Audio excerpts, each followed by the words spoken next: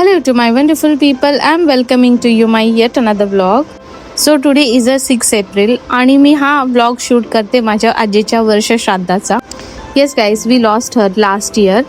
So 1 year पूर्ण झाला आहे तिला आजच्या दिवशी. आणि मी डायरेक्टली माझ्या लोकेशन पासून ते खारघर स्टेशन पर्यंत इथून कॅब बुक केली. सो मी इकडे कॅब ड्रायव्हरला नेव्हिगेट करत होते. मला शूट करायची किंवा ब्लॉग करायची खूप इच्छा होते, बट समहाऊ माझा आता स्ट्रेंथ पहिल्यासारखं मला साथ देत नाहीये. कोण जरी सोबत असलं तर विच इज ओके, बट आता एकटे असल्यामुळे व्लॉगिंग किंवा असं काही शूटिंग समजूनच येत नाहीये. आय वुड से म्हणजे मी आता तरी सध्याला प्रोक्रॅस्टिनेटच करते because of I really don't want to take any gap. पहिली तरी ही कॅब मी खारघर स्टेशनपर्यंतच बुक केली होती आणि तिथून पुढे मला माझी बहीण आणि माझी आई तिथे मला भेटणार होते. तिथून पुढे मी त्यांच्यासोबतचा प्रवास करणार होते. 11:30-12चा प्रोग्राम धरलेला, बट आम्हाला ऑलरेडी खूप लेट झालेलं. मला वाटतं आम्हीच सगळ्यात लेट पोचलो तिकडे. हे बघा, हा पहिला मला हाय करतो, नंतर कन्फ्यूज होतोय. हा माझा नेफ्यू. हा कॅमेरा फ्रेंडली अजिबात नाही आहे. इकडे थोडंसं तहान भागवण्यासाठी उसाचा रस घेतला आणि मग पुढच्या प्रवासाला आम्ही पुन्हा निघालो. इकडे हा प्रोग्राम माझ्या मोठ्या चुलत्याने त्याच्या घरीच ठेवला होता.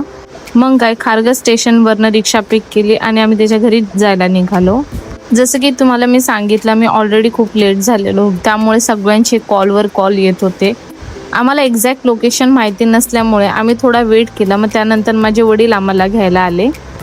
हा माझा नेफ्यू इकडे मम्मीच्या मागे मागे लपतोय, कारण त्याला माझ्या वडिलांना धप्पा करायचा होता. आणि आम्ही लोक हे असं नाटक करत होतो की तो आमच्यासोबत आलाच नाही. आणि पप्पा पण नंतर त्याला बोलत होते. मग काय, ऑब्व्हियसली त्याने धप्पाच दिला. ॲज युजल आम्ही गेल्यानंतर 10 ते 15-20 मिनिटांनी कार्यक्रम चालू झाला. कार्यक्रम पण खूप मोठा आणि खूप छान ॲक्च्युली पार पाडला. कार्यक्रमाच्या दरम्यान मला फार काही ग्लिम्स घेता नाही आल्या. जेवढं काही मी शूट केलं तेवढं सगळं काही मी शेअर केलं ह्या व्हिडिओमध्ये. जेन्युइनली गाईज, माझी अवस्था अशी होती की मला खरंच काही सुधरत नव्हतं. प्रत्येक दिवस हा सारखा नसणार आहे guys, but I honestly tell you की मग आत्ता सध्या तरी मी स्वतःला सांभाळून शूटिंग करणं किंवा ब्लॉगिंग करणं it is not a easy task for me now. म्हणून मी बोलले की मी आत्ता सध्या तरी थोडीशी प्रोक्रॅस्टिनेटच करते.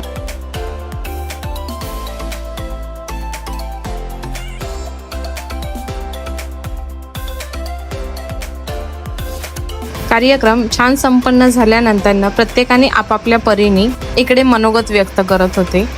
या ब्लॉग थ्रू मी प्रत्येकाची थोडी का होईना मी ओळख करून देईन. विधीपूर्वक कार्यक्रम पार पडल्यानंतर प्रत्येकाने आपापल्या परीने इथे मनोगत व्यक्त करून आजीच्या आठवणीतल्या काही गोष्टी इथे व्यक्त केल्या. सर्वात पहिलं माझ्या आत्ते बहिणीने श्यामताईंनी मनोगत व्यक्त केले. त्यानंतर हा माझा मोठा चुलत भाऊ.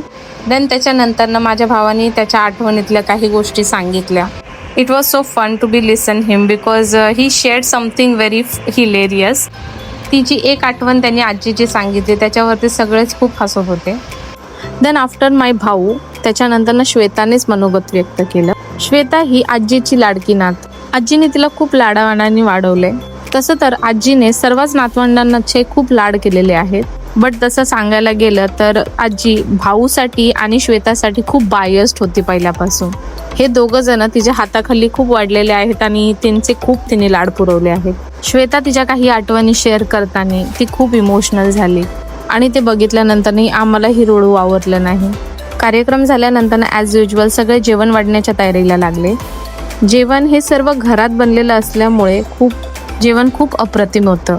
एवढ्या लोकांच्या जेवणाचा घाट हा काकूंनी घरीच घातलेला. जेवण सगळ्यांचं झाल्यानंतर फॅमिलीमधले सगळे एकत्र आल्यामुळे थोड्याशा गप्पा गोष्टीही झाल्या.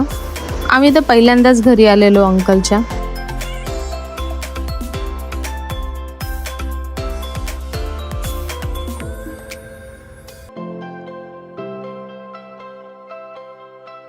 इकडे मी माझ्या भावंडांना सांगितलं की मला जुने काही अल्बम बघायचे आहे. आमच्यामध्ये फक्त मोठ्या अंकलकडेच खूप साऱ्या मेमरीज आहेत. आय थिंक मोठा अंकलच असा एक पर्सन आहे की ज्यांनी खूप साऱ्या मेमरीज कलेक्ट करून ठेवल्यात. हा जो ब्लू शर्टमध्ये दिसत आहे हा माझा लहाना भाऊ आहे. His name is Tejas. आणि ह्या ज्या दोन एकमेकींशी बोलत आहेत त्या माझ्या काकू आहेत. आणि श्वेताला तर तुम्ही नक्कीच ओळखता. She is the Sonam Kapoor in the family. Sonam Kapoor because of she is a really true entertainer. ती आजूबाजूला असली की हसायला कारणच लागत नाही. इकडे श्वेता गपचूप पिल्लूला घेऊन दुकानात घेऊन आली आणि तोही तिला मस्त एकदम गंडवत होता. तीही कुठे ऐकते, तिनेही एक मोठी गन त्याला घेऊन दिली. मग काय, त्याच्या खुशीचा ठिकाणा नव्हता.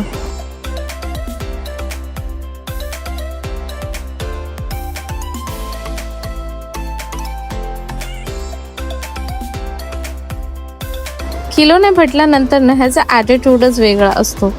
खूप बोलल्यानंतर ना ह्या माकडाने तिला थँक्यू बोललं आणि दोघंही नंतर ना ती गन असेंबल करण्यात लागले.